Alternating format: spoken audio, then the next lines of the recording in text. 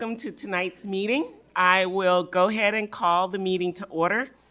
Thank you to those attending in person tonight and those staying engaged by watching our recording at a later date.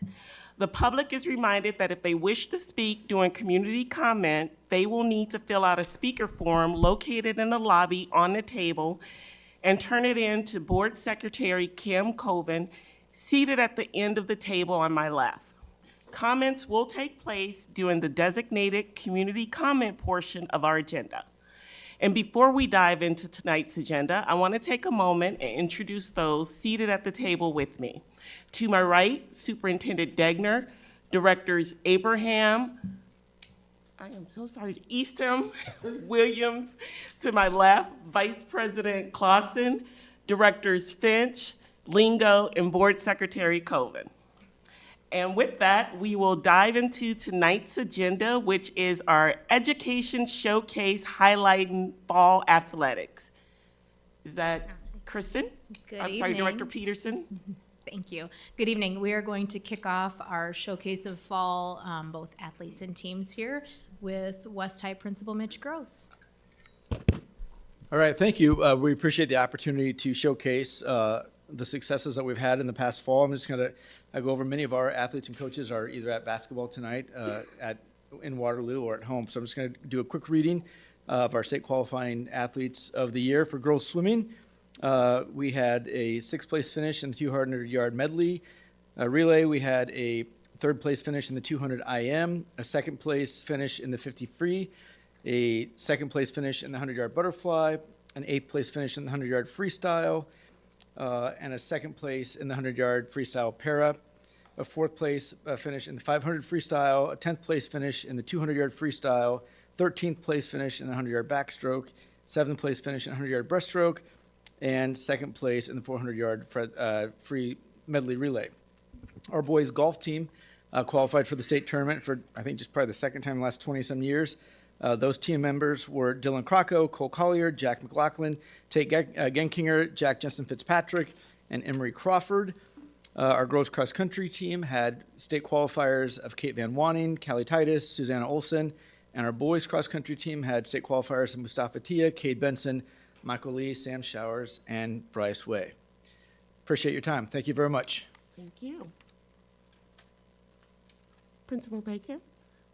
All right. Hi, everybody. Thanks for the opportunity to be here and celebrate these student athletes and their coaches. There's no question that athletics, such an integral part of the comprehensive high school experience. These student athletes and their coaches work so incredibly hard. What they put in is very inspiring, and the life lessons learned from athletics are absolutely invaluable. So very proud of everybody here tonight. All right. I'll have each group here come up one at a time when it's their turn. Our girls swimming program, their coach was not able to be with us tonight, but Coach Mandy Cole's doing a fantastic job. She also coaches our guys, and I believe that's where she is this evening. But representing swimming today, we have Grace and Margalit, and so I'll read off some highlights here and see if they have anything they'd like to say. But women's swimming at City High, fantastic season, qualified all 3 relay events for the state tournament, the 200 medley, the 200 freestyle, and the 100-yard freestyle. Let's see. In addition, we have Grace, who is a 2-time state champion. She is the champ in the 50-yard freestyle and the 100-yard freestyle. And Grace is a student at Solon High School, and so we enjoy that collaboration that we have with Solon since they don't have swimming. So we're thrilled that Grace is a Spartan Little Hawk here for us. So anything you guys like to say real quick? I think we had a really great season, and I'm really proud of our girls because they worked really hard in the off season and during the season doing their practice. And I'm sorry, once you're done talking, can you just stand right here so if parents out there want to take a quick snap of you, they can have a great shot at you. And so for future athletes, once you're done being called and say a few words, come stand right in front of us. All right, you guys. Great Oh, job. oh.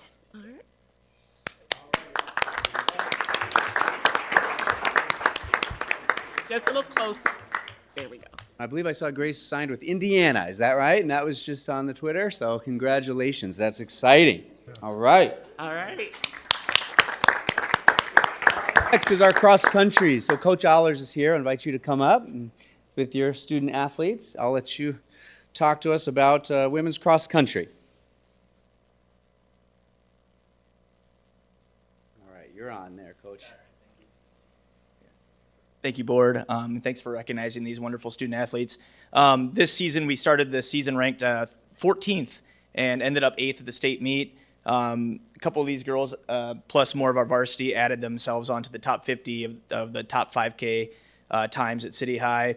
Had a very successful season. We have a team of over 50 athletes that love what they do every day, and they bring smiles to everybody's faces and just love the hard work that we do every day. And can't be more proud of Abigail and Claire Loker here. And they're just wonderful representatives of City High and cross country.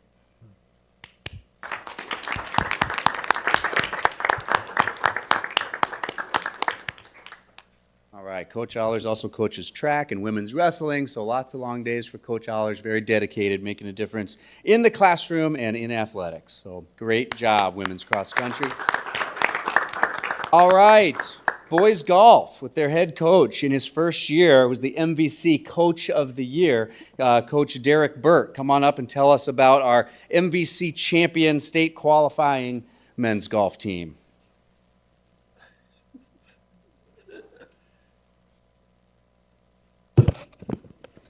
Well, thank you for having us tonight. We had a really great season. The boys have gone from being last in the conference to first in the conference in the last 2 years. We had our low individual scores were set by Jack Rogers this year, 18-hole score 67. He also got first team All-State at the state tournament and overall in state. We got sixth at state this year, which was a great achievement for us.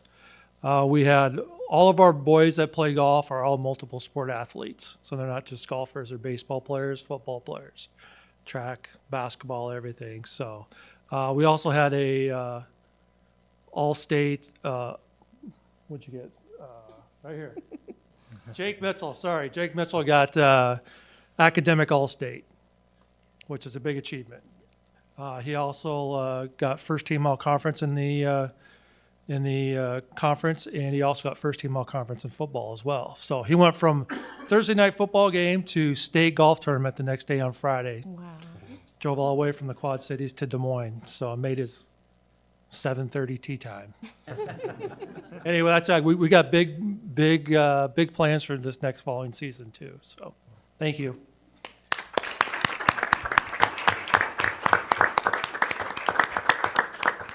We were hoping that Thursday night game was a little closer than expected, folks. And so we were hoping to get Jake out of there early, but Jake had to stay a little longer. But then late in the game, I heard the coach yelling, "Mitchell, get in there, Mitchell!" And he wasn't there. It was like the sound of music. He was there. He was gone. All right. He was heading for Ankeny to the state golf. All right, then our football team, come on up, and we've got Coach Tyler Eads, one of our assistant coaches, is going to talk a little bit about our state playoff football team that finished the year ranked 10th in Class 5A. So, Coach Tyler Eads. All right, so this is our third year as a staff at City, third consecutive year making the playoffs, third year with a winning record. First year, we actually encountered a lot of adversity to start the year. Started the year, not ideal, 0-2, 2-3. We're able to battle through that, work through our errors. Finished the year with 16 all-conference players, 8 of them being first team, 4 of them being second team, 4 of them honorable mention, led 5A in points per game, number 3 in 5A offensive yards. We had the number 1 QBR, who was not our starter coming into the year, but after the Liberty game, he found his footing. And then we had multiple guys in individual statistical categories that were in the top 3 or top 5 in 5A. And I think this is also our third consecutive year signing multiple guys, signing letters of college intent to continue playing football and further their education. You guys want to talk over? But, yeah, that's all I have.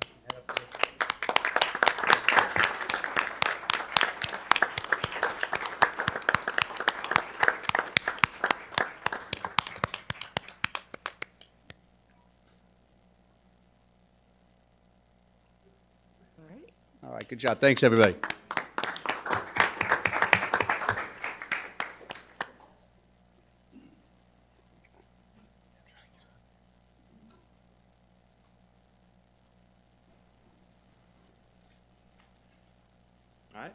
Good evening, everybody. I'll echo what Mr. Bacon and Mr. Gross said, and just thanks for taking the time and recognizing these talented student athletes. Really appreciate it. So Principal Gross already talked about the joint swimming team. So a lot of the names that he shared from West High are also Liberty High students too, so I won't read those off and have you hear it a second time. But we will have our boys cross country team, which is who we're going to recognize more than anybody from Liberty today. So, and actually do it a little bit different. So student athletes, if you guys want to just go up in front, and then Coach Hildebrand, I'm going to turn it over to him. He's going to talk a little bit more about the team this year. All right.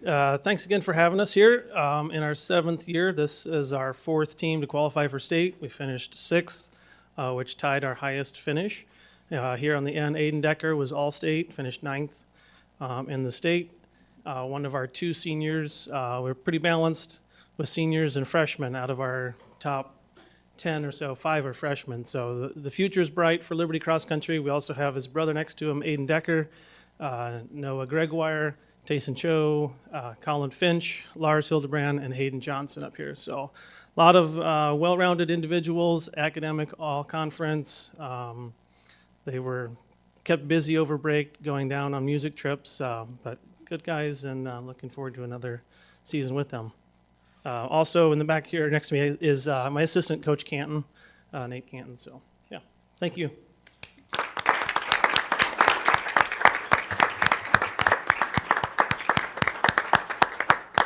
All right, thanks again. That's everybody from Liberty.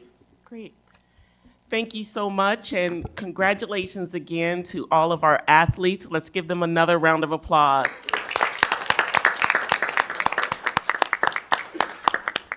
And a huge thank you for coming tonight, knowing that school was canceled. So we appreciate seeing your faces. Next up would be community comment, but I do not have any, so I would entertain a motion to approve tonight's agenda. I move we approve the agenda for tonight. Second. Board Secretary Coven, ready to vote? Online voting is open.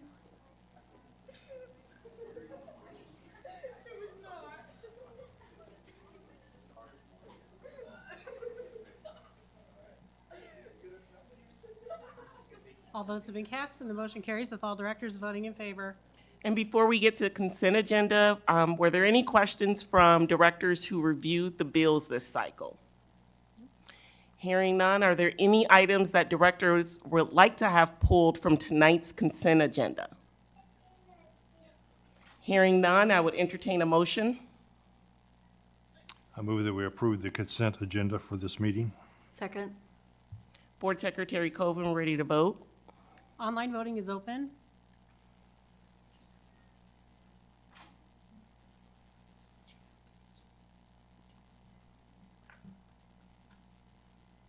All votes have been cast and the motion carries with all directors voting in favor. Thank you. Next up, we have policy review, and Director Finch, are you still chair after tonight? Unfortunately, yes. All right. So we have the 500 series, policy primers, and policy 405.2, licensed employees qualifications. Are there any comments you would like to make? It was a very brief discussion. Not much changes on the 500 series. There were policy primers that had to deal with technology, substance use, transfer of funds to the teacher salary supplement, and fund balance reporting, but it was all pretty straightforward. Great. Any additional comments from directors, superintendent? No? Okay.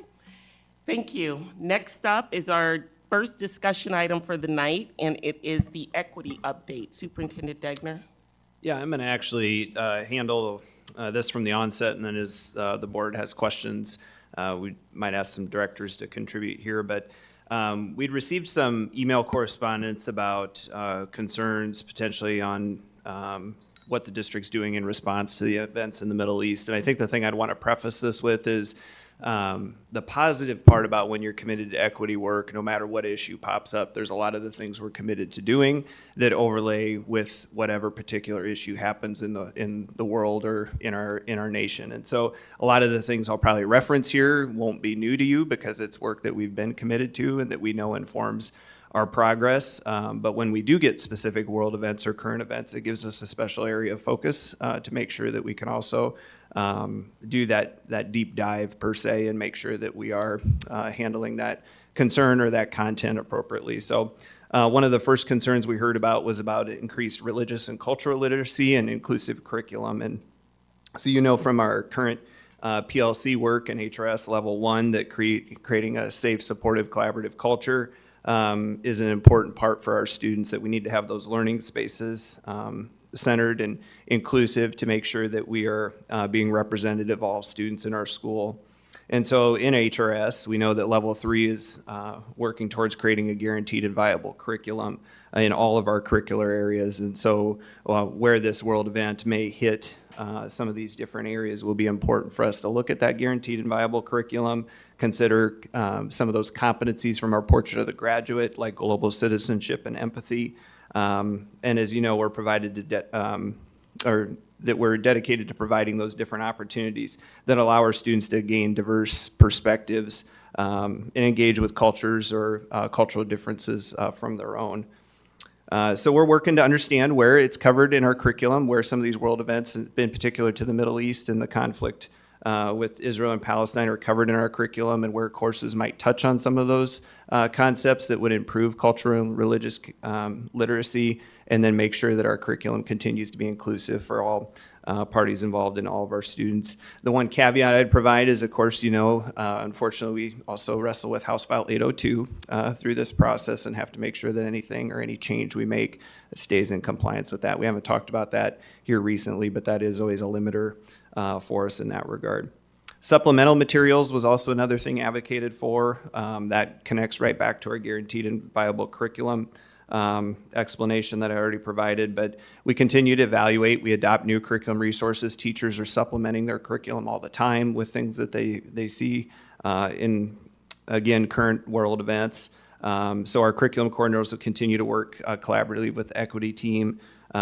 We also have found a lot of value in trying to create some evaluation tools so that when teachers do have questions about if this resource is something that they could be used or could be provided for, it's oftentimes helpful to have another set of eyes look at that resource, because I think we all know how hard it is to navigate that space to know, is this something okay to put in front of the students, or how do I use this tool effectively? Library resources. We always want to make sure our collections are diverse, and we think our librarians do a great job in curating those collections, but we've already been able to add some different titles along the lines. Of course, those supplementary materials I talked about can also inform our library collections that we have, but we want to continue to work with librarians to make sure that we're representative of all cultures, and then again, specific to the issue at hand here. Teacher training is another piece, and again, committed to equity work. You guys, none of this will shock you, right? That we're teaching, we're going to have a workshop on teaching race matters in the classroom in a responsible manner with Dr. Brown in March and April. We have a cultural proficiency and implicit bias review that we're going to do digitally with folks, that they can also continue to gain some additional skills in that area. We have some Digital Promise courses. I don't know how many of you are familiar with Digital Promise. It's an organization that we're a member of a network of schools that are kind of on the front edge of issues in education.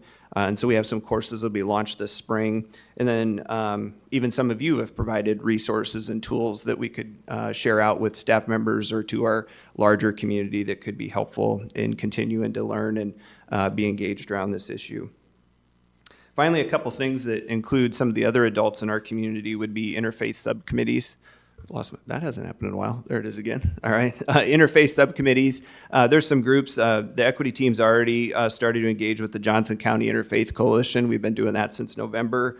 But we've also identified groups like Miriam's Girls Club, the Beloved Community, that we think we can do some additional outreach and engagement in. And so as we work through those initial concepts I talked about, we want to make sure we bring them in and have that conversation with those groups as well, and so that we can account for making sure all students have a great experience in our schools.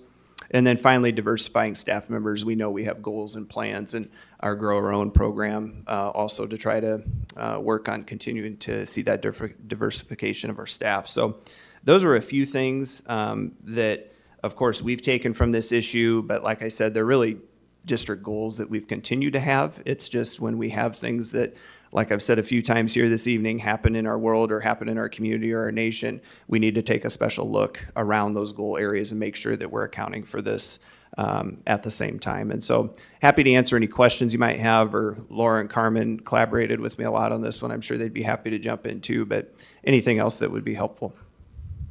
Directors, are there additional questions? Director Easton.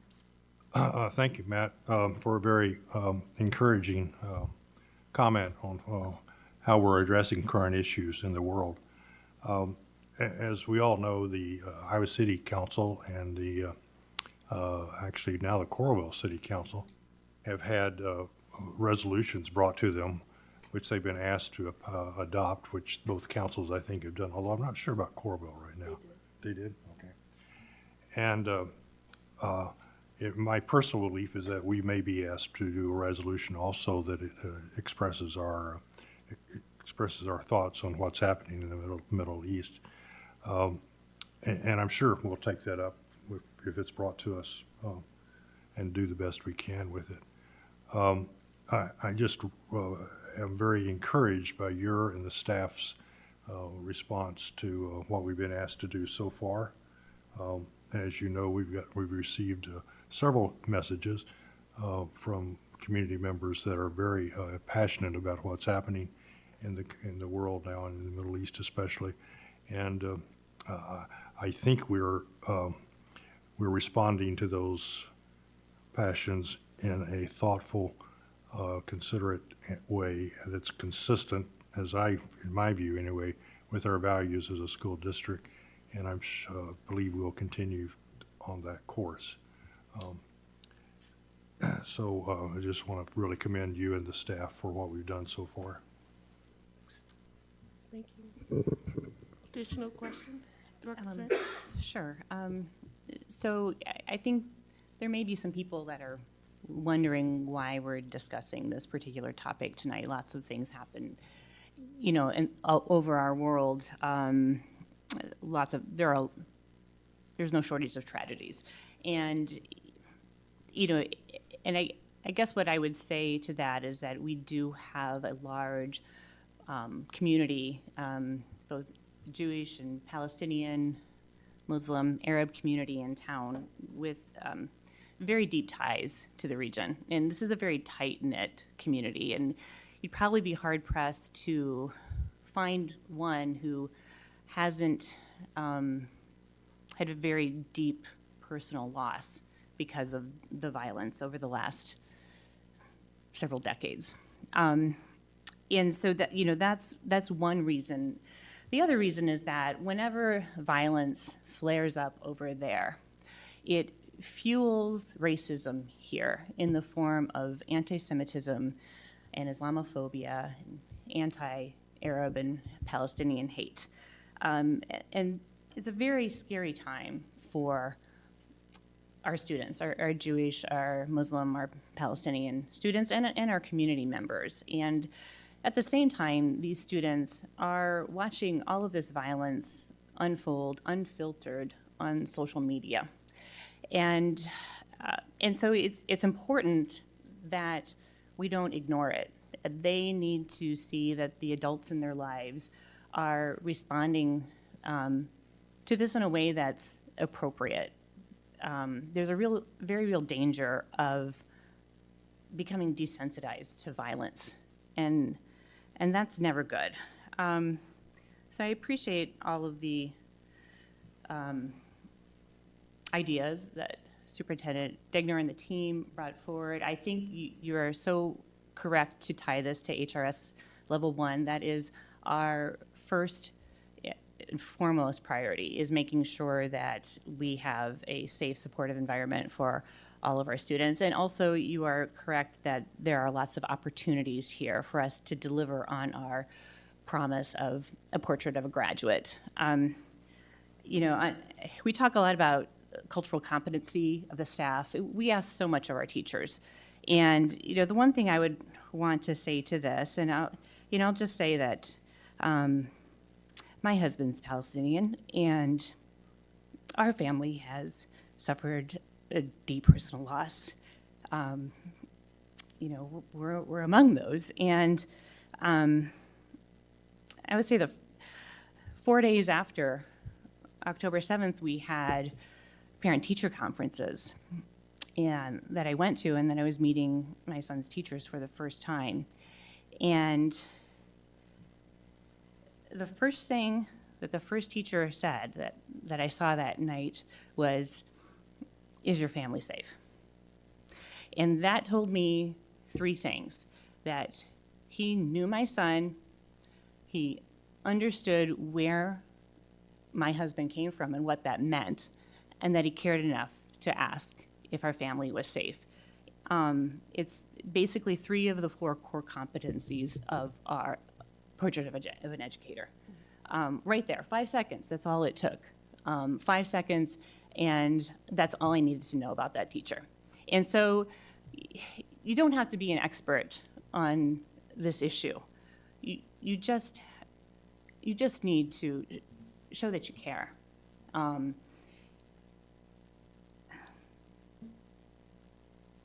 And so, yeah, and then I went to the second teacher, and the same thing happened.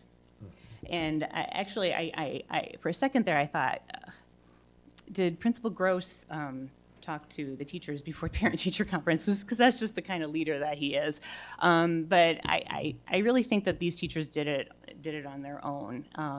And I've been in the district for 15 years. Those 2 interactions with those teachers will go down as the most profound interactions that I had with teachers, and it took 5 seconds. So I'm sorry I'm taking up so much time, but I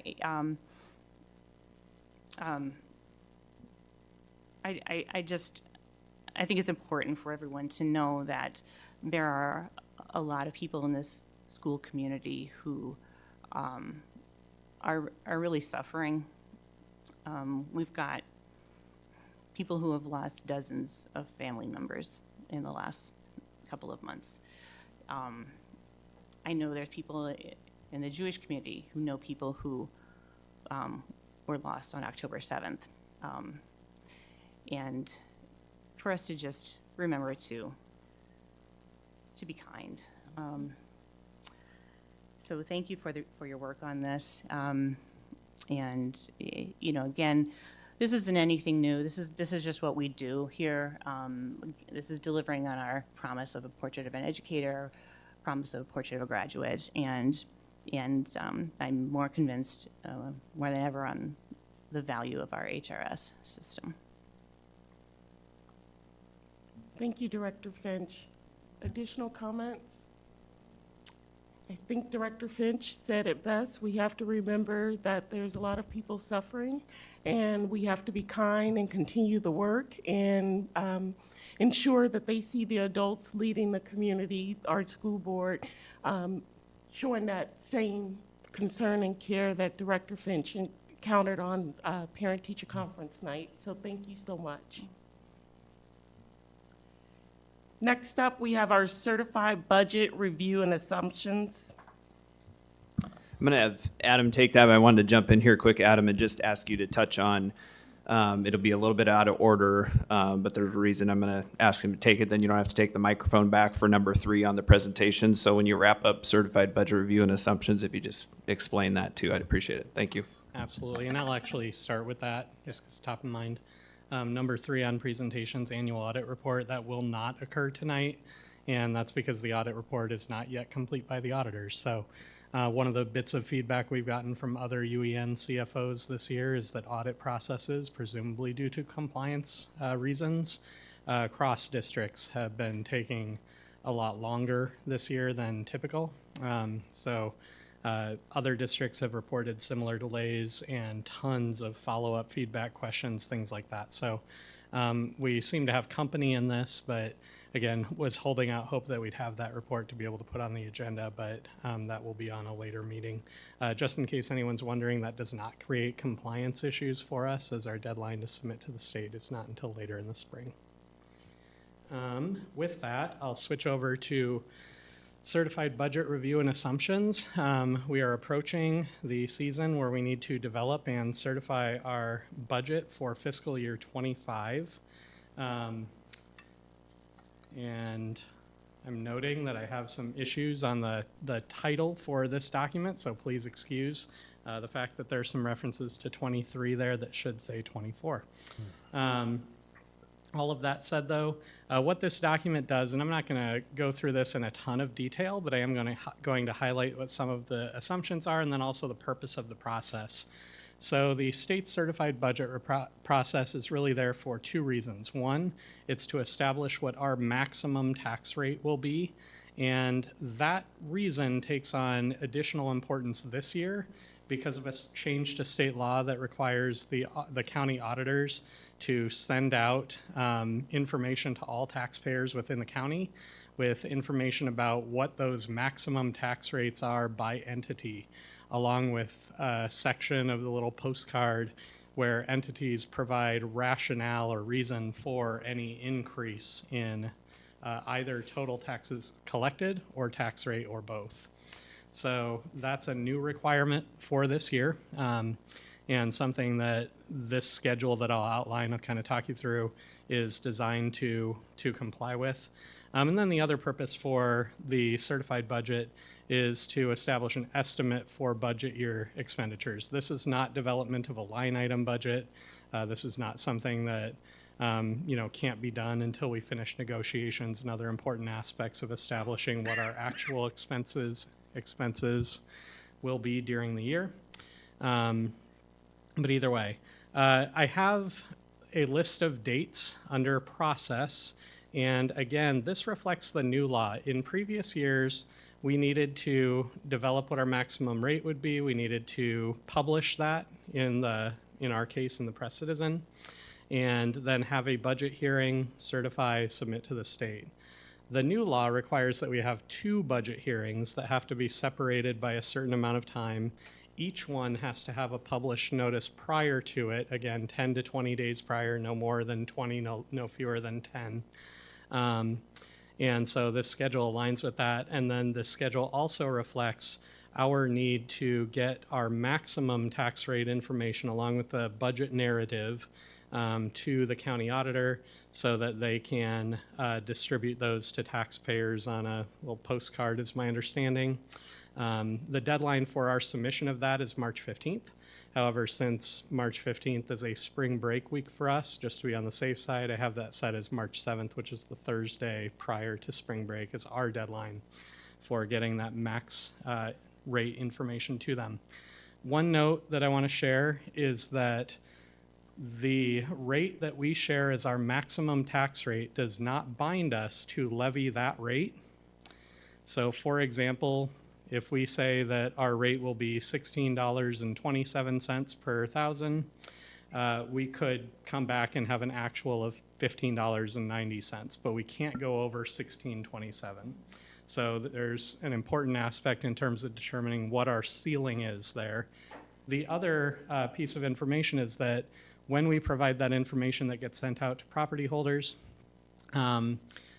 that will include a breakdown of our various levies. So debt service levy, instructional support levy, et cetera, cash reserve levy. We are not bound to keep the same ratio within the levies. So let's say that we send out a rate of $16.27, we actually levy a rate of $16.27. Even after that publication goes out, we can change the ratios allocated between those levies. So I just wanted to clarify some of those things. So all of that said, like I said, I'm not going to go through this document in a great amount of detail. With some of our previous budget discussions, we've actually discussed a number of these things, but I am going to briefly touch on each of the assumptions. Excuse me. And one of them is that we are going to pay attention to the property tax rate and ultimately have a goal of maintaining consistency in our property tax rate. So our previous year's rate of $16.27 is listed here. And as we look to establish a rate for next year, we would look to not necessarily keep it right there just for the sake of it, but ultimately to provide some consistency year to year. Valuations are assumption number 2 under tax-based growth. So historically, ICCSD has seen fairly aggressive valuation growth year to year.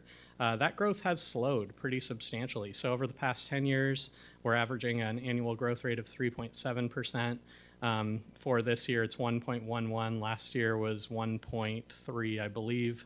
And so again, you can see that we still do have tax-based growth. I'll point out that that is not the case in every district in the state. Some dynamics related to rollbacks have impacted that, but in our case, we still do see growth.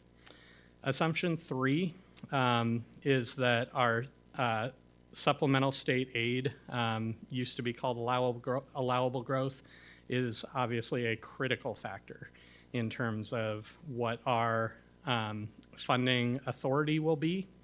And so as we look at down in the chart, I just identified some potential growth rates, with the top growth rate being the governor's recommendation or condition of the state address of 2.5%. And then that shows how that translates to ICCSD.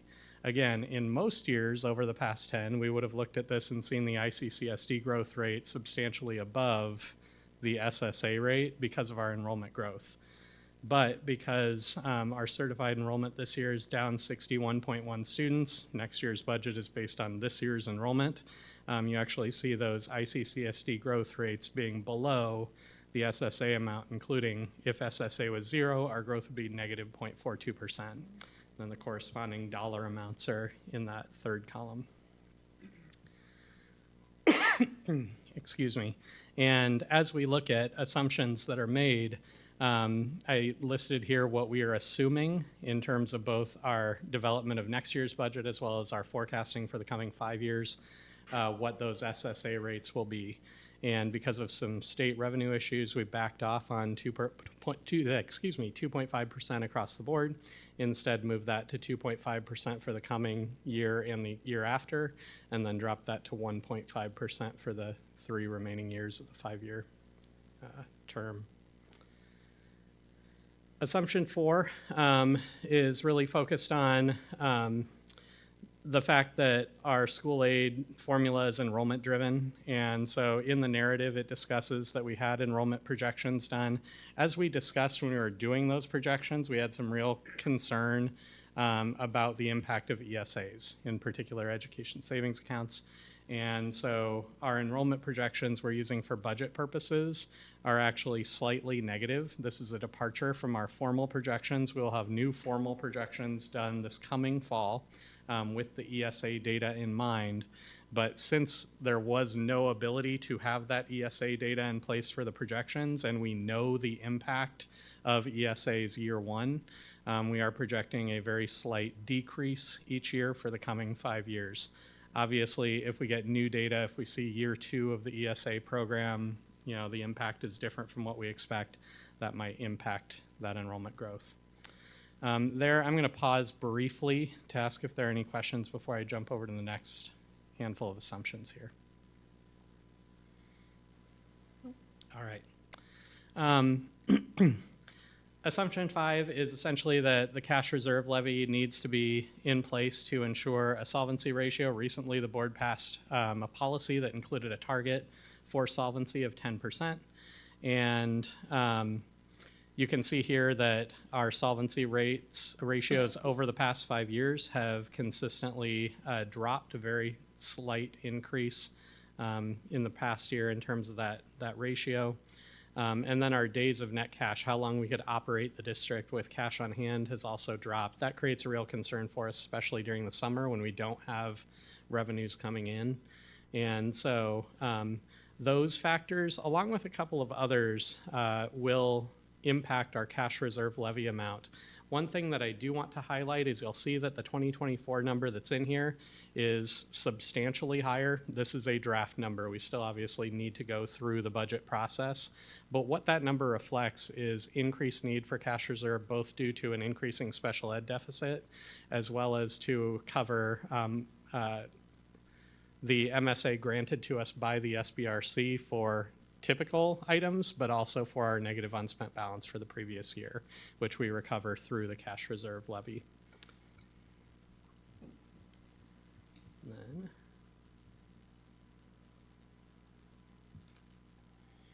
Sorry, there's like a page. I think we had a formatting issue with our PDF, so if there's a blank page, it jumps forward. There's information about our IPERS contribution rates. Those are actually staying the same, so I'm not going to dwell on that. That was announced by IPERS earlier this year, or actually later last year. Medical insurance premiums, this is another one that we're watching very closely. You can see that we have been able to hold our rates the same for a number of years, which is really unprecedented when I look around the market, and speaks to the effectiveness of a lot of our approaches to managing our self-insured plan. We have a lot of uncertainty right now, however, as it relates to UIHC's acquisition of Mercy, and also pressure on our costs relating to pharmacy, particularly specific drug costs that have gone up and utilization of specific drugs that have increased. So that's another one that we're looking at closely, and hope to actually have some more information here within the coming weeks. Staffing, going down to assumption 9, is really critical. Certainly, you know, part of our budget discussions a big part have focused on staffing. And so that's something that we know that as we look at a budget reduction scenario, we need to be aware of. And then assumption 10 is really that need for budget reductions aside, the goal of the district is to arrive at a fair and equitable settlement with all of our groups that reflects current economic realities. And I think that that's a goal that we've held for a long time and have worked with our groups to implement with a great deal of effectiveness. And then below that, there's just some information about some of the specific levies that are supported by property tax dollars. Any questions? Okay. Thank you very much. Thank you so much. Next up, we have our first presentation of the night, the mental health work group. Superintendent Degner, do you want to say a few Come on up. words? Yep. I'll just talk a little bit while they're coming to the podium here. So we have Corrine Frank, Dr. Bardoshi from the University of Iowa, and Allison Freitag with us here. Allison's staying in her seat. Maybe she's not going to, she's here for moral support. Yeah. Oh, she's helping with discipline update. Okay. Well, she gets to work on both of these actually on that team, but we're very thankful for our learning supports team that has done a lot of work in the area of mental health. And as you guys remember, we established a work group. We had the presentation slotted and then needed to reschedule. So we're excited to deliver that to you this evening with some of the updates and potential outcomes coming out of this group. And so with that, I'll turn it over to these guys and let them go. Great. Thanks, Matt. Thank you for having us. As Matt said, I'm Corrine Frank, Learning Supports Coordinator. I will share Director Daly is not here tonight. She wanted me to pass along. She's disappointed to miss this, but is recovering from surgery. So hopefully you'll see her again in a few weeks. I have Dr. Bardoshi with me from the university, who I'm just going to let introduce herself briefly so you know who is presenting the information when she gets to that piece. Thank you, Corinne. Thank you for having me. My name is Gerta Bardoshi. I'm the Director of Research for the Scanlon Center for School Mental Health and a Professor of Counselor Education. I'm also a licensed school counselor and clinical mental health counselor and a parent of a high school student in our district. So Mr. Bacon left, but I'm wearing red to represent. All right, I figure this out. Kristen, did you say I can scroll? But it's not scroll. Oh. All right. Here. Okay, thanks. So I will just start back by reminding us that Director Daly and I were back last April. We gave a brief update to kind of kick this off and talk about the process to date. We at that point had wrapped up gathering community comment and stakeholder feedback through the survey, but hadn't yet had a chance to look at the results. So tonight we'll walk through the results. If you need, that presentation is linked in here as well, so you can go back and review it. We also had an opportunity to present about the process we engaged in with the mental health work group at the Iowa Best Conference last October, which was really a wonderful experience. We didn't share recommendations, obviously, because we hadn't yet had a chance to speak with all of you, but did talk about the engagement process, gathering the feedback, as well as just the energy that our community engaged in with the whole process. So that presentation is also linked for your ability to look at it.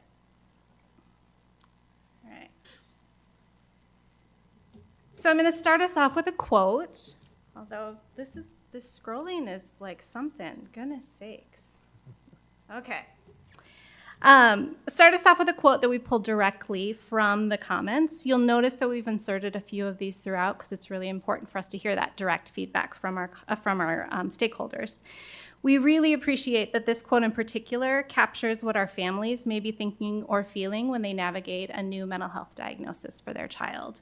We also know that this is a perspective that's shared throughout our community with regards to mental health, and that schools are often the first place that people turn who have children who are struggling with what to do.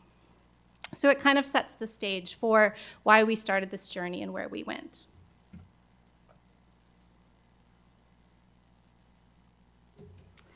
Before we dig into the findings and ultimately the recommendations, here's a reminder of why the group was established and what we were identified to work on in terms of the goals. I will apologize, the link on this page doesn't work because we have this amazing new website now, and so we need to get that corrected. But again, everything is linked back in those slide decks that I shared earlier. The goals really was just to engage in community feedback and then figure out where we could fill in gaps, how we could extend the work we're already doing, and really just set forth a roadmap for how to engage this work. I'm going to pass it over to Dr. Baudoshi so she can walk us through the survey. Thank you. All right. Oh, I can do this. Oh, I can close the door. Okay, so before I talk about the data and dig into our findings, I just wanted to highlight a little bit of the process that the work group used to engage in this data collection, dissemination, and analysis. We used principles of community engaged research, and the three principles are all three C's: communication, collaboration, and consultation. And the first phase really was to identify what this process was going to look like, who are the members of the work group, how would we be able to represent not just professional experiences, but lived experiences and identities of the constituents of the district, so the membership served for that.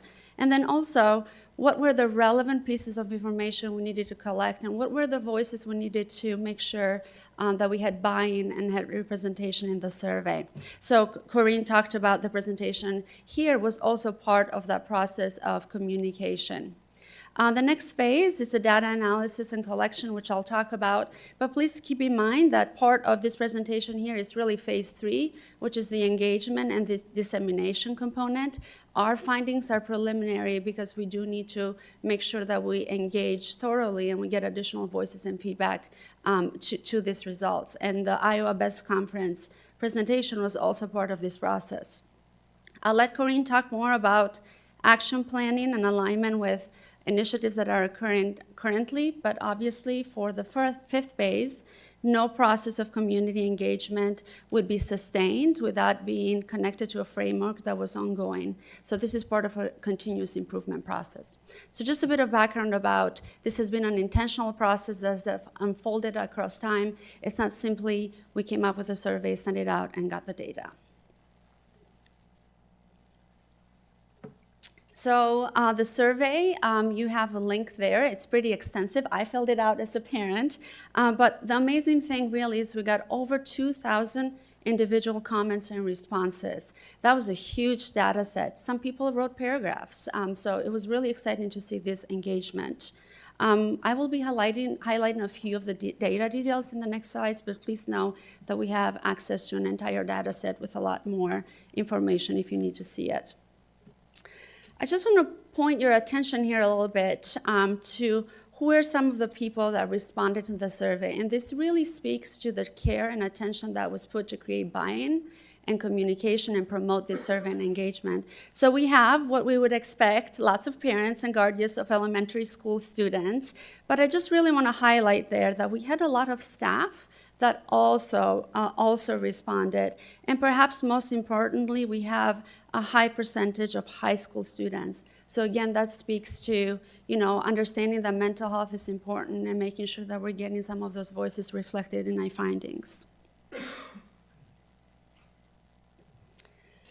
Another question is, who might you talk to at school if you're worried about yourself or your child's mental health and wellness? And of course, we would expect the school counselor. As a former school counselor, this warms my heart. But I just want to highlight the next big finding, almost as much as the school counselor, was the teacher, which is so important. It highlights how important universal supports for mental health and well-being are, and that teachers oftentimes are first responders to mental health concerns because that relationship and their positionality in the classroom. And it really speaks to how important a climate of mental health support is in the schools. Here's a direct quote from a guardian. I think this also speaks to how important having a good relationship with your student is as a teacher and communicating to that student that they matter. Teachers, of course, believe students matter. They wouldn't be in this profession, but knowing to reach out and to communicate that is really important. It really shows that relationships with a stable adult, research tells us repeatedly, is one of the best predictors of positive mental health outcomes. And our teachers serve that role for many of the students in our district.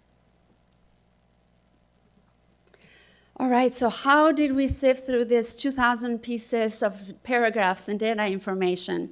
So we used narrative thematic analysis, which basically means we broke up larger pieces of data into smaller categories. And Corinne and Laura engaged Allison and I to come and help with this process. And this is part of that other C, the consultation. It's important to have an outside expert step in sometimes when you're analyzing data that can be emotional to ensure that you minimize your own personal bias when you're coming up with findings. So we used Emmy coding. That's just a fancy word of saying we just use participants' own words to come up with what those codes would be. And then individuals, the work group members, first coded by themselves, and then they met with a colleague and they coded together. And again, that's important to minimize bias because you have to defend your coding and your findings to your colleague. And then they presented the codes to the entire group, and they were asked to use direct participant quotes to substantiate or to highlight or to back up some of the coding that they created. So we had 9 large themes that emerged, and this is where the work group members' own professional experiences and lived experiences came through, is we asked them to identify the top 5 themes that they thought, based on their experiences, were essential for the work group to focus on. So along with those themes, we have summative recommendation statements, and all of those came through the participants' own words. So I'll talk a little bit about the first 5 top themes, and these are listed in order of priority. One of the most across-the-board themes that we saw was how important communication was and how much more communication was needed. This communication about mental health resources, supports, and services that are already available in the schools, but promoting that awareness and then increasing knowledge about what's out there so parents could access care and access services. The other theme centered around mental health personnel, so bolstering mental health positions in the schools, not just counselors, but also SFA and school nurses, and also increasing referral or expanding the referral network. Johnson County is lucky that we are not a mental health shortage county, but we do need additional help and support in ensuring that our students are getting mental health services when they need it. So this was part of a large recommendation. The next 3, the triad there, really have to do with school climate and culture, but with different perspectives. The first one is student voice, how important that it was to have student voice incorporated, and also centering the school day around the developmental needs of the student and their own social and emotional needs, so being responsive and sensitive to that. The other item around school climate and culture is bullying and harassment. There seemed to be consensus around the importance of deepening the understanding of bullying and harassment experiences in the schools, and also increasing the fidelity of the investigation process. And a lot of attention in the comments was paid to the experience, the emotional impact of everyone involved in a bullying situation. So not just the victim, but also the perpetrator of the bully and bystanders and additional individuals involved. And the last one, which is great, is incorporating staff voice. So really optimizing staff experiences, increasing their access to organizational supports, just to ensure that they have occupational wellness and are also able to support the mental health needs of students. I think I'm going to turn it to Corinne to talk about next steps. So I'll just add that I don't think anyone's probably surprised about any of the themes. I know we weren't particularly surprised. However, it's nice to see them really laid out. The power really comes in the recommendations from the community voices aligning with the work that we already know needs to be done, and really formalizing that process in a new and different way. Yes, we absolutely need to continue to support our students and families and staff in prioritizing mental health and wellness, that HRS level 1, the connection and community, many of the things actually we've talked about tonight as well. The survey was very honest and people shared really, really amazing feedback. So I think to me, that was a big learning, that our community was excited to share their perspectives and to feel like their voices were being heard. So it was successful from that venture as well. So what do we do now? I wish it was like a super easy, we just do this one thing and it's all better, right? But as everything else we've talked about tonight, it joins together and becomes work that's ever evolving and ongoing. The HRS level 1, safe, supportive in schools, mentally and physically safe, supportive schools, the equity discussions, the work that we're already doing around bullying and harassment, all of those things kind of come together under this and help substantiate the journey that our community knows we need to be on. I will also add that schools can't do this alone. We can't carry the lift of mental health care for students and families in our communities. So it is really important that we have a strong statewide children's mental health infrastructure for access to care. And I would just like to extend my gratitude to the board for also prioritizing that in your legislative priorities as we take the voices from our community and ultimately extend that reach even further. So as we wrap up today, we're going to share just a couple examples of the way the school district's already working on actions connected to the recommendations that were shared. And keep in mind, these are only a few things, right? I think as Superintendent Degner highlighted earlier, there's so much going on across the district that fits within this as well. So we've worked on some graphics to start to draft this to hit at that communication piece. This is still in draft form, but what I would highlight is in particular the extensive ways that wellness and prevention efforts are promoted at the universal level, which really gets to that, back to that story of the teacher and the student needing to be the ones that connect and really prioritize that relationship and the connection there. Layers of support then added, which follows the MTSS process, or the multi-tiered system of support process we use for identifying when students need additional support.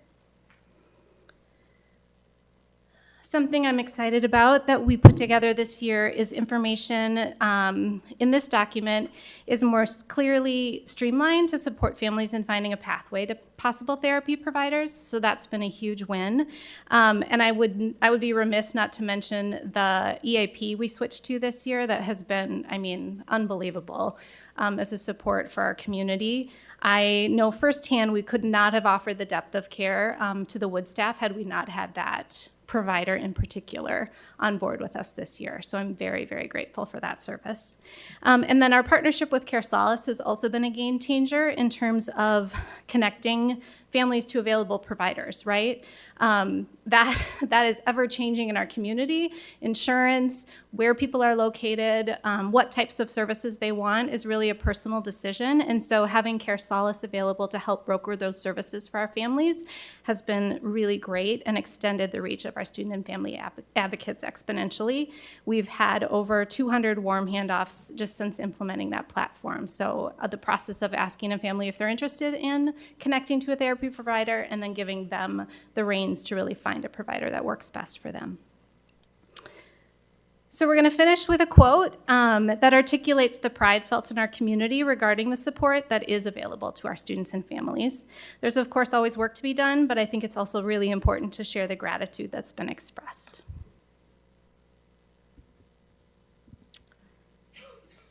Any questions or further information that would be helpful? Thank you, Director Eastham. Yeah, thank you, President Malone. We were at a joint entities meeting yesterday, and one of the presentations at that meeting was from the group that's managing the 988 response system in the county. Can you comment on how that resource is available to students, whether or not it is available to students? And if there are any things that we can do to Oh, sure. to further it as a resource for students? Yes, so Communities Mobile Crisis and the 988 number that then feeds through Foundation 2 and is available statewide is promoted regularly in the schools. We call it firsthand when we need help with students who are potentially suicidal, who are on site that we're working to support, and also regularly share the number with families or support them in their home to call those numbers for additional support. So it is the crisis service they provide really supplements some of the work we're able to do and has been amazing. Working with Communities team is really, really lovely. Okay, thanks very much. You did get a shout out at that meeting, Corrine, specifically, for having 988 on the website. And so, yeah, this is great. I don't have any questions. It's just so exciting to see. In my head, the draft of that MTSS framework is a triangle. I'll let you know. But, well, sure. Yeah, I mean, this is, you know, it's just great to see. And it's just getting clearer all the time, and it's getting more user-friendly. Like you said, a lot of this stuff, especially when you're in it, you know it, but then to really see that validated through data and through this process is exciting, and I think just helps us kind of help support that work. And we know the need is out there, and just to be able to identify kind of what's going well, where we really need to shore things up is exciting to see. And yeah, 2,000 people responding to a survey with not just responding, the comments. I mean, that's really shows that people are really invested. Obviously, we know the need is there, but it's exciting to be able to show this framework that all of this that's going on for us to support our students and families and staff. So thank you. Thank you. On the point about bullying and harassment, were there any student groups that felt especially targeted that stood out in the data, or is it just bullying and harassment altogether, or? I mean, I would say it was fairly general, just in terms of how to better include mental health support and just the overall process and understanding. I know it's an area that we work on regularly, so we would need to dig in deeper to really identify specific things that maybe need to come out of that. Thank you. This is a question kind of for Matt. Do we know how we utilize so full transparency, I was at the caucus last week, sat in a room, staring at a monitor I was doing other stuff too, but the monitor was flashing through slide after slide after slide. Do we have any sort of way of putting in slides to make sure things like the mental health supports or 988 is advertised throughout the school day as students walk by? Yeah, I mean, I think that's probably an area we can continue to try to promote in different ways. I know we've talked at different times about how we utilize our social media, how we use our online presence. We have some digital screening in the schools, you know, that we could provide some more of that. I know the team's done a great job in some of the mental health awareness months about trying to continually promote it throughout. And so I think that's always something we can do more of. You know, the more hits, clicks, whatever you know you want to refer to it as, the more familiar our kids and folks get with the services available. Is the 988 number also on the ID cards? It's linked in, so it's linked to the QR code that's on it. On the QR code. Yeah. But the Your Life Iowa information is directly on it, which is slightly different. Equally as good, just a different way to access some of that care. But both of those are linked through the QR code on the website. It was really incredible to hear last night the increase in the number of, well, it wasn't all students, but they're guessing that it's students because it's mostly by using the text, which is what this, you know, what the new generation is using. Thank you for this presentation and for all the work that you're doing. It's truly incredible. The one the one aspect that I really am pleased to see is that focus on taking care of the staff, because again, we ask our staff to take care of our students, and they can't do that unless they feel that they are taken care of as well. So I really appreciate that aspect. Thanks. Thank you. Yeah, I wanted to say thank you for the presentation and all the work that's gone into this. It's really impressive to see what you did, and I'm really proud of how the district addresses mental health in our schools. I really do think that we are leading the charge here, and I just think it makes such a big difference to our students. Corrine, remind me of the check-in that we use with our elementary kids in the morning. What is that called? Like the morning meeting? No, well, it's that program on the computer, and they Oh, can Close Gap? Close Gap. So this is a true. You're going to think I made this up. This is a true story. My third grader comes home last week and is like, "Oh my God, they've added new emotions to Close Gap, and I'm so excited. Now we can be anxious or hopeful." Like, I mean, and I'm just like looking at her, being like, "You are so excited about sharing your feelings and your mental health," and like. It's such a positive thing for the kids, and I think it really gives them tools to become adults who are able to do check-ins and take care of themselves. And so it's such important work. Thank you for everything that you've done with it. Yeah, thank you. It looks like Director Eastham had another comment. Yeah, I'm really drawn to the school climate and culture of bullying and harassment point that you make in your presentation here, because one of the things that I've heard from a lot of the parents, or a number of parents, is that their experience is that their kid is bullied or harassed, and they think nothing happens to change that situation. You're not in your heads. I'm sure you're well aware of this. So to me, and I don't know what to say. I know we have a procedure, and I say, well, you've got to file a complaint, and so forth. I don't know if that works, and I'm sorry, Matt, I'm not criticizing or anything here.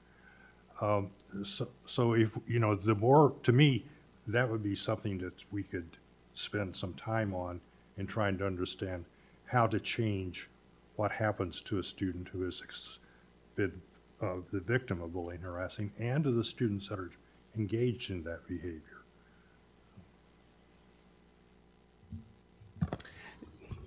Yeah, I don't know if I have a whole lot I'm to not- add, yeah. other than, I think we've talked about that a little bit before, Charlie, and I just think that's part of our constant work, right? I mean, we have a responsibility to cure that environment if a student's being bullied and harassed, and so I think our approach has to be that we're relentless and tireless in fixing that, and so, but we also encourage people that have been subjected to that type of treatment, they have to keep letting us know if it's not cured, and I think that's oftentimes where the communication link breaks down, and so we also have to take some responsibility to proactively check on that situation. And so I think those are all relevant points, because at the end of the day, we don't want people walking out with that feeling, because we know the consequences of that if we're not able to fix that for them.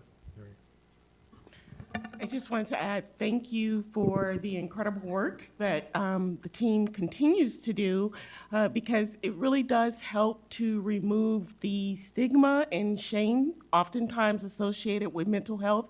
And as Director Williams pointed out, we're starting that work early, and our young students, so that way they're not growing into teenagers or adults that hide those emotions, and they're willing to seek help and share those feelings. So I think that's very important. So thank you very much for all that you continue to do. You're welcome. Thank you. Next up will be our discipline update presentation. Good evening. Tonight's discipline data presentation is really an extension of our APR report from December. During that discussion, there were a couple of questions. If you remember, the APR tracks last year's data, and so one of the questions that came to us is, what are the trends this year? And also, do we have any comparison data for other UEN districts? And so we put some of those pieces together, along with the continuum of services that we provide, because discipline's just not about discipline, right? And so tonight we have Kate Callahan and then Allison Freitag to make the presentation, and of course, all of our directors available to answer questions as we get into the discussion part of the conversation. Kate? All right. Thank you, Chase. Well, good evening. We appreciate the opportunity to come here tonight and field some of the questions that you posed after the APR report was presented earlier. Some of the areas that we're going to cover this evening, some of the areas we're going to cover are looking at our district data, and then also pull some comparisons across the state with suspensions and expulsions. In addition, we'll take a look at behavior events that are occurring in the district, and then also review some of the supports that we have available to students, and then other efforts we have towards creating a more equitable environment for students. So let's get used to the scrolling. Got it. All right. So the first set of data that we're going to take a look at is just a review of suspensions over a 6-year period. So the reason we picked 2017 and 18 as that starting point is this is the year that we really started to define differently how we looked at discipline data, meaning that we made sure we had common definitions across our schools, common experiences. So if there was a violation or an infraction, we wanted to make sure that there was consistency on the type of discipline that was imposed across our schools. And and we worked with the core management group also at the same time in an effort to decrease disproportionality within all of our systems. And some of you may remember that time period that was happening in 2017 and 18. And so from that work, immediately we saw this great decrease in suspensions across the district from 17-18 to 18-19. So that was we were very excited about that. And then you see that trend continue in 19-20 and 2021. However, that data really is impacted quite a bit by COVID. Now in the 21-22 data, you see that increase in suspensions, but during that time period, we still were at a point where some students were back and some students were still in virtual learning. Then 22-23, now you see that increase again. And this is the first year students are returning back after COVID. So as a District 2, we were concerned about that increase and had several conversations with our district administrative teams and also staff within the district. The one common theme that we heard at that time was, this is the first time kids have been back in school. We need to reestablish routines. We've had it's been some unique challenges that we've faced at that time. The socialization for students that hadn't had any for years was challenging, and then just reestablishing that endurance for doing school for both students and staff. So we kind of looked at that year and thought, well, maybe that COVID really did have an impact on our data. So what you'll find in your appendix is really clarification that dives deeper into this data for all 6 years.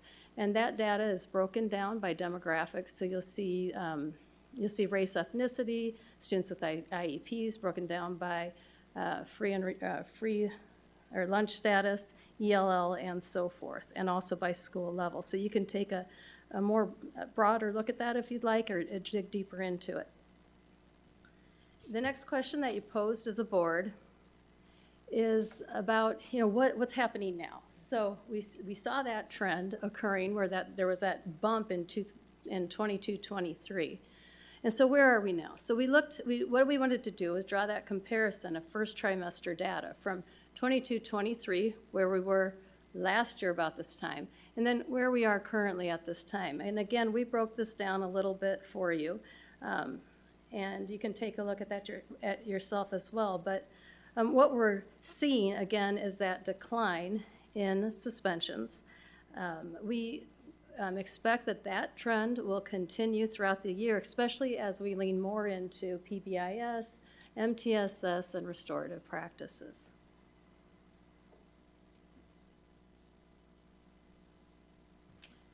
Okay, what you'll see here is the current year as well as the past 2 years. And what we're showing on this slide is all behavior events. So when you're looking at the APR data, something to keep in mind is that's primarily major behavior events. Oftentimes those are considered office managed. They're not always required to be office managed. Some of those major behavior events can be handled by the classroom teacher or in an instructional environment. This includes both minor major, and what we would consider still pending or uncategorized referrals or behavior events. And here, we're showing a breakdown by month, and this is an average number. District-wide data is taken into account here. This is an average number of behavior events broken down by days that are available within each month. So something that you'll notice right away is that we have an increased quantity overall of behavior events. Some might, raise their eye at that. However, our district team has worked very hard over the past few years to really increase the use of our new platform, Infinite Campus, as we transition from PowerSchool to Infinite Campus. We've done a significant amount of teaching from the district level and also in each of the schools about the fidelity of entry of these behavior events. And we're hoping that we see more consistent, and we're seeing that, right? More consistent behavior entry. So while Kate just talked about the suspension numbers being down, that is while our total events are increasing, which means that we're utilizing a variety or continuum of response strategies with regard to behavior events. You'll also note that while the events in total have increased, the trend is almost remarkable, right, for the previous 3 years. So we always see an increase in September and October, and then a little drop, and then usually another increase in about February. That's very typical. That's consistent with state and national trends as well. The other thing that I would share is that we are, again, like I mentioned, seeing fewer events resulting in suspension.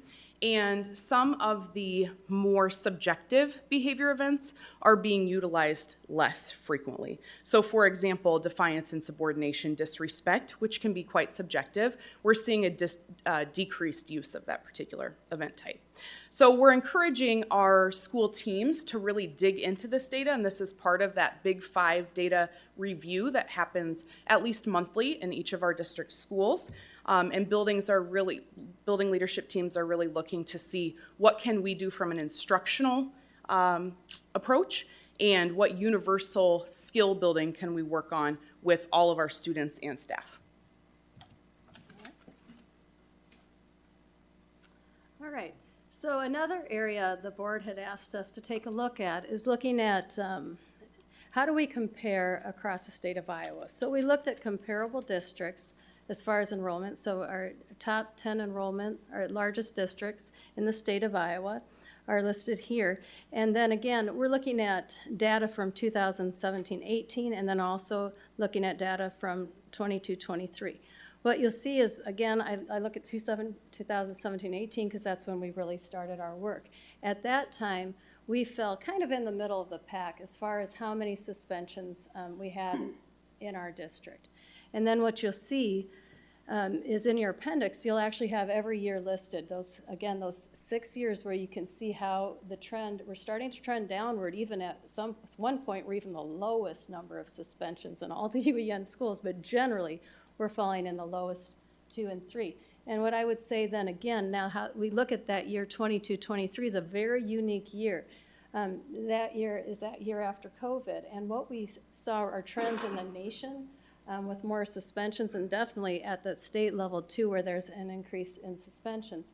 But with all that being said, Iowa City still falls in that lower of the UEN schools, lowest 2 or 3. And I would arguably say, if you look at our suspensions in 22-23, we'd be second from the lowest if you look at the rate of suspensions based on enrollment and students suspended, so we'd be falling right after Waukee. So again, just seeing that same trend across the district and across the state.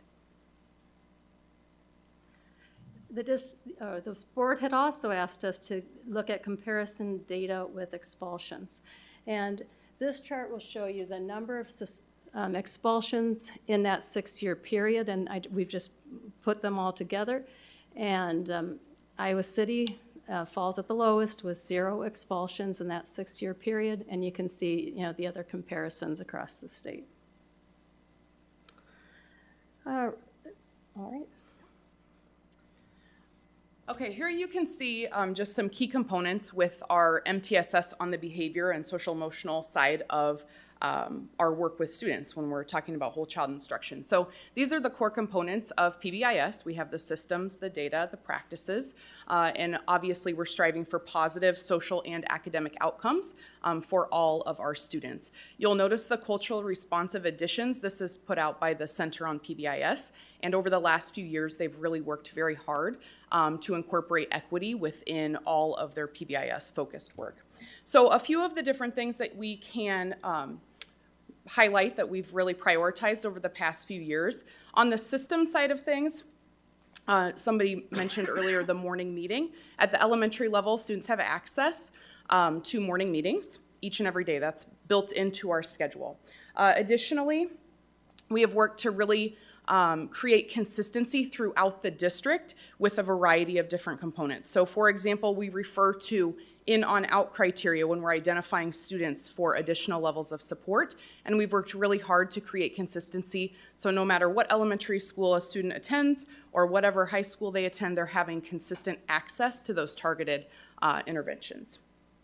Additionally, we talked briefly a few slides ago about the platform switches. So we adjusted from PowerSchool to Infinite Campus. Along with Infinite Campus, we've had access to Tableau, which has a multitude, as you all know, of wonderful reports that we can utilize for database decision making, which I'll refer to in just a moment. Additionally, we have Panorama Student Success, which is a wonderfully robust platform that helps us to dig into student data. So those are some systems components.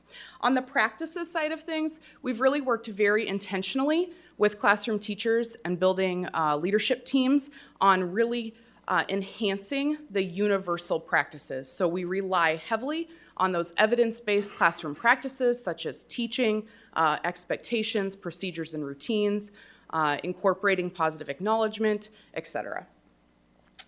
We also really have enjoyed the opportunity to align a lot of this work with the HRS priorities, specifically safe, supportive, collaborative school environments, and you'll see so many opportunities again for alignment there.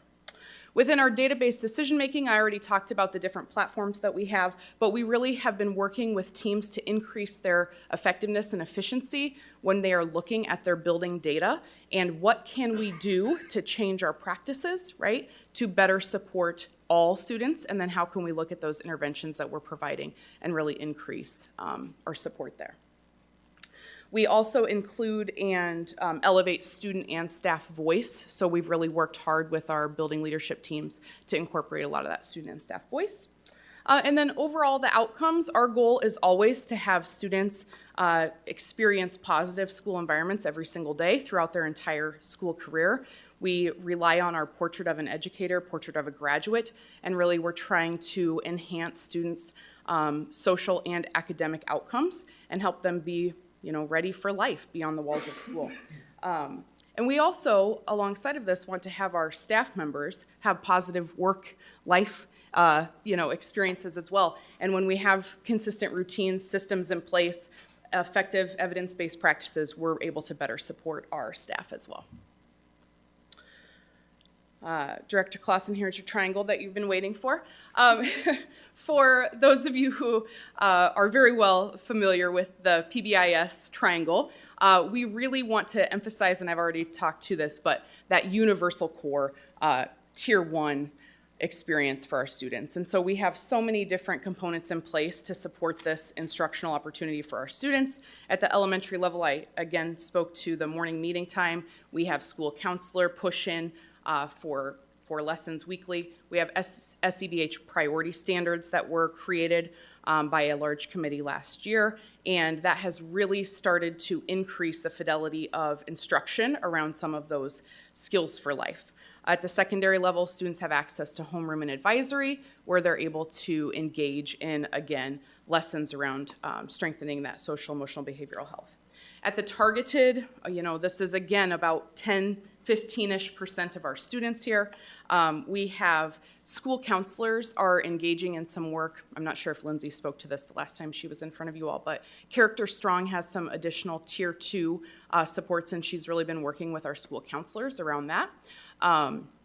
We continue to try to enhance our targeted interventions and supports for our students, check in, check out, social academic instructional groups, some of our schools have gone through Check and Connect training over the last few years, which they found to be a really great intervention as well.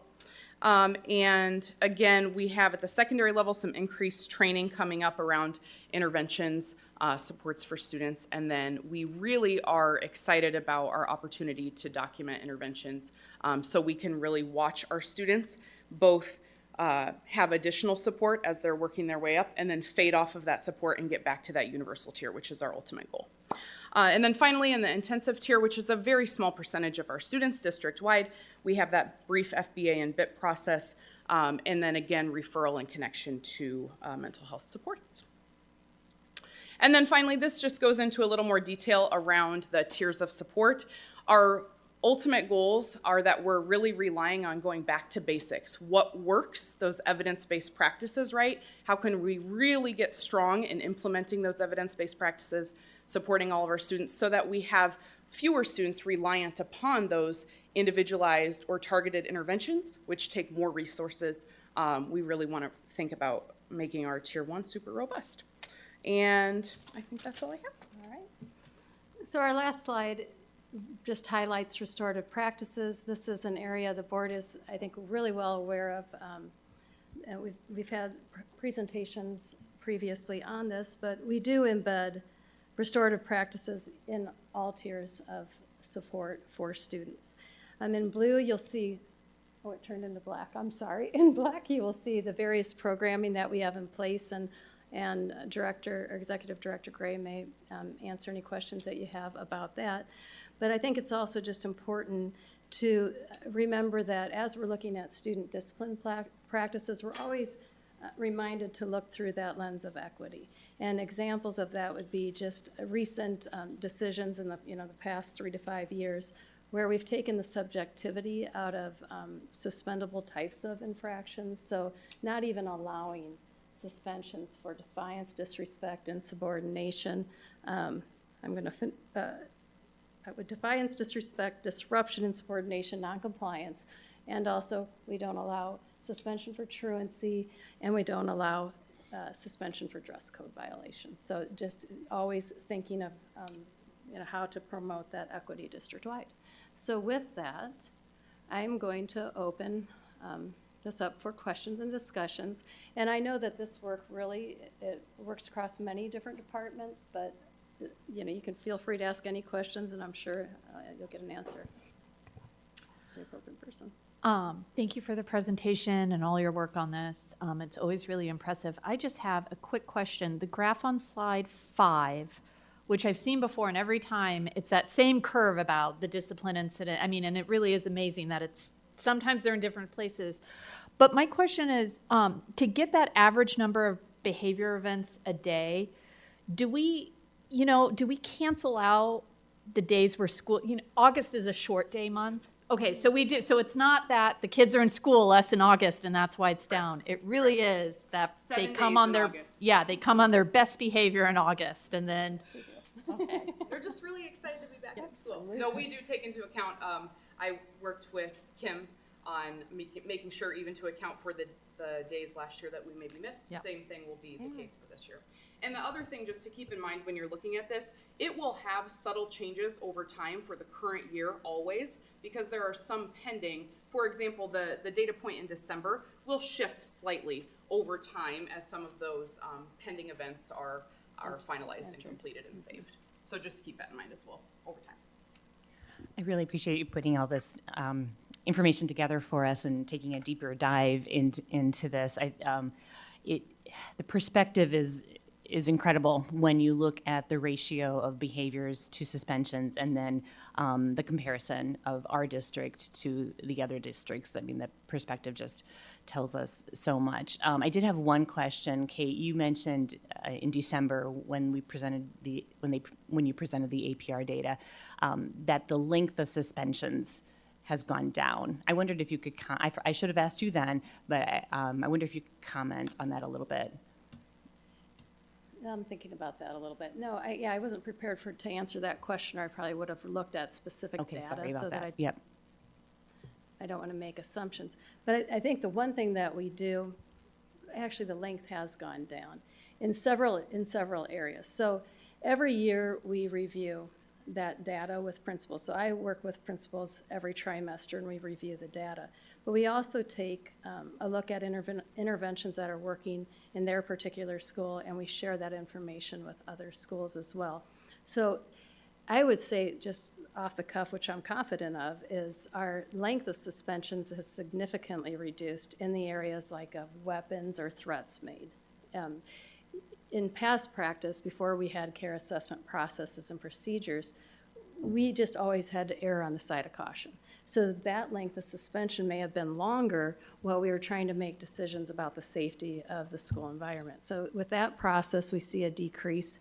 Also, the other area we've seen a significant decrease in the number of days is for controlled substances. So rather than a full suspension of 5 days, we may reduce that if families and students are willing to enroll in some type of programming. So those are just two areas that I can think of off the top of my head.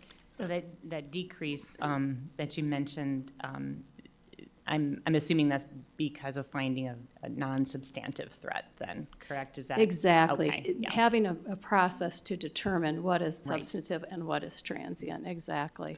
A third piece that I'd add that's really helped that Kate didn't talk about, she should toot her own horn on this one as well, is the work she's done around the CBA and working with our principals. That's our comprehensive behavior approach. I say an acronym, then I can't think of what it means. And it's really made it more uniform. And so it's provided good guidance so that principals are taking a look and identifying actions, then slotting them the same across all buildings. And so it makes not only the suspensions more uniform, the consequences more uniform, but then also ensures that that is being done in a very thoughtful manner. And so while there isn't a hard piece of evidence to identify that, we can also see where we've implemented that, and we've seen more fidelity being used, whether that's being put in Infinite Campus, which Kate talked about, or our district incident form, the DIF that we call it, so we can see they're tracking better. And so I think that also plays into it as well, Director Finch, is there's more consistency, which is really what we want in return when we're talking about these types of incidences with our students. And then I would add one more. Now, it reminded me of one other component over the years and changes that have been made. That level, if you go through and you look at our, how we process discipline incidents, we level them, level 1, 2, 3, with 1 being the most egregious. The other change that has been made in our district is saying that level 3 is a 0. It starts at 0 days of suspension to either 2 days at the elementary level or 3 days at the secondary level. But you can apply an intervention of some type instead, and actually we encourage people to do so when appropriate. Prior to that, it was kind of expected at 1, so we went to 0, so that's another big change. Additional questions, comments? I just had one question or comment. Is it possible for future APR reporting to get the comparison data included so that way we can have that information as we're reviewing that? Absolutely. Great. We can I do think that. that will be helpful not only for directors but also our community members to see where we compare to other UEN districts. So thank you so much for the presentation, and thank you to the team for all the hard work that you all are putting behind this. Absolutely. Appreciate the opportunity. Thank you. Next up, as CFO Kurth mentioned, we will table the annual audit report for a later time. So that brings us to our first action item of the night, which is Policy 405.2, Licensed Employee Qualifications, Recruitment, and Selection. I would entertain a motion. I move that we approve policy 405.2 as presented in the agenda for tonight. I second it. Is there any discussion? Hearing none, Board Secretary Coven, we're ready to vote. Online voting is open.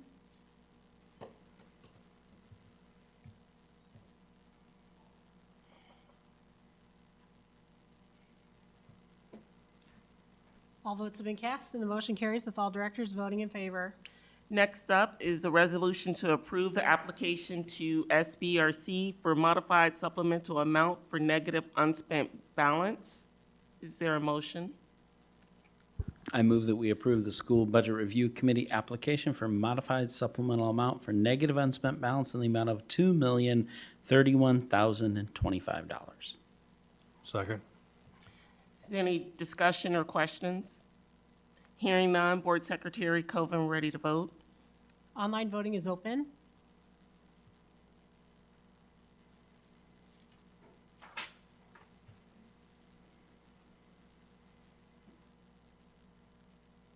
All votes have been cast, and the motion carries with all directors voting in favor. That brings us to the legislative update. I know we had our first forum that unfortunately I had to miss this past Friday. And our next one will be February 23rd, but Superintendent Degner, I would turn the floor over to you. Yeah, at the forum, we spent most of the time on the governor's omnibus bill, which directly impacts AEA services, which of course we know is correlated to special ed services throughout the state. And so there was a lot of conversation from legislators. The chief of the AEA, John Spear, was there and spent a lot of time talking to us about some of the services the AEA does provide. I will say it seems like there's been some movement on that piece of legislation that maybe the timeline's going to go away for districts to have to commit to, that there could be some promise of districts getting to keep the ed service dollars that were originally going to be given back in property tax relief. It doesn't sound as encouraging on the media service end of that. And then I think there was also a high level of concern about some consolidation of authority over special education to the Department of Education and just the general trend of that. And so for us, I think, one thing I'd want you to make aware or have you be aware of is the UEN switched their position from opposed to undecided. I think based on the fact there was some movement and also larger districts probably taking some more deliberate time to evaluate what this might mean for each individual district. And it was encouraging to see a couple things responded to, but I know that there's still a high level of concern amongst our members about significant parts of that bill. It does seem likely, or I think we're hearing some encouraging things, they'll break the teacher pay portion off of that, because I know that we're all supportive of that. But it would be nice for them to break that into separate pieces of legislation rather than coupled together. So that was where a lot of the time and energy has been. There's some other things we talked about with school start date, that there could be some movement on that. Something a little crazy about the national anthem and teachers having to sing. So we'll see what else the legislative session brings us. But those are a few of the high level points. Brady, anything else you'd want to add on your end? Okay. Do you want a rendition, right? Yeah. Could we get a quick one? Okay. I wonder if the legislature intends to require teachers to sing on key. Ouch. I did tell Jason to warm up his voice Was for that next right? year, and he informed me that that's an infringement on his First Amendment rights. So we found at least one plaintiff for the lawsuit challenging that if they want to pass it. But I want to hear Brady sing. Okay. Well, thank you on that note, Superintendent Degner. That takes us to our agenda setting for February. The first meeting on the 13th will be our Financial Oversight Committee that will start at 5 o'clock. You'll see we need to elect a chair. And just a reminder, that's actually a committee of the full board. So we would need to elect a chair, approve minutes, and discuss staffing and efficiency data. Fine. After that meeting, it will be our regularly scheduled Board of Directors meeting, student reps, ICEA update, and policy review 500 series, a presentation for middle school, annual enrollment, quarterly financial report. CFO Kurth, do you think we'll have that report by then? Or you can share with Degner, Superintendent Degner, we might be able to slot that back on there that night. Action items and Director Liaison report that I will get in this time. I'm not sure if it showed on your draft agenda. Kim and I added something this afternoon about inclement weather and remote learning days, if that's something we're going to consider. There's really no check from the state to know if the board's authorized that, but I think as you probably saw the district message come out tonight, we at least want that option at our disposal, knowing that we've went through days very quickly here in an unanticipated way. There's also a suggestion I made in that email to the school community tonight about taking that April 19th day. That would actually take board action on a change to the calendar. So of course, we'd have to go through the hearing process and get your approval on that. So that's really just a placeholder there so we can talk to you about a couple of those options and also get your authorization about if that's an option you want to explore. We're in talks with Brady and the association about, which options seem most viable for us. It'd be great if we'd get on a heater here and have 3 days of school in a row and, we maybe could cool off some of these options, but that hasn't been the case quite yet this January. Yeah, no, I didn't see it on mine, but that's important that we have that conversation. And hopefully by the time that meeting rolls around, we won't have more days off due to weather. Fingers crossed. Can I just ask one question?